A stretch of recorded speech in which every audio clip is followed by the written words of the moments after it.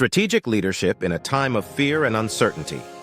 Written by Professor Paul, Me Foundation Monthly Lecture, Series 33, March 3, 2026.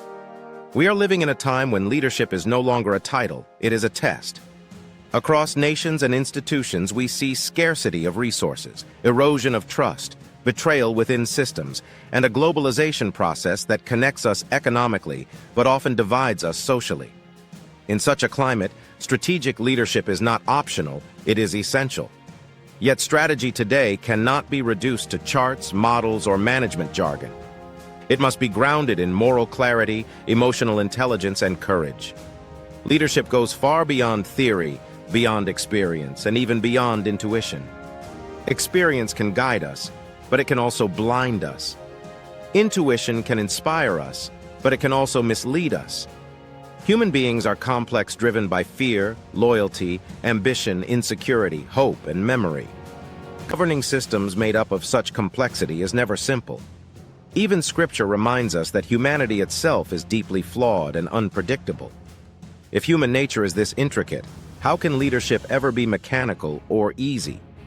What worsens the crisis is the misuse of power. When leaders attempt to dominate rather than guide, to silence rather than listen, they may gain temporary compliance but lose long-term legitimacy.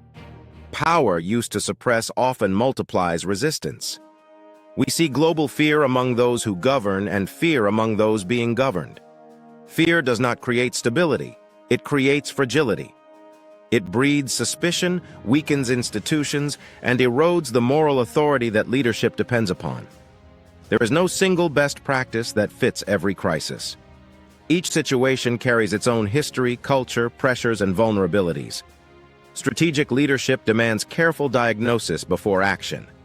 It requires discipline to understand strengths and weaknesses within the system, the humility to admit uncertainty, and the wisdom to adapt without compromising core values. The strongest leaders are not those who appear invincible, but those who remain principled under pressure. Scarcity tests character. Betrayal tests resilience. Global competition tests vision. In such times, integrity becomes strategy. Transparency becomes protection. Accountability becomes strength. Institutions that survive turbulence are those built not merely on authority, but on trust.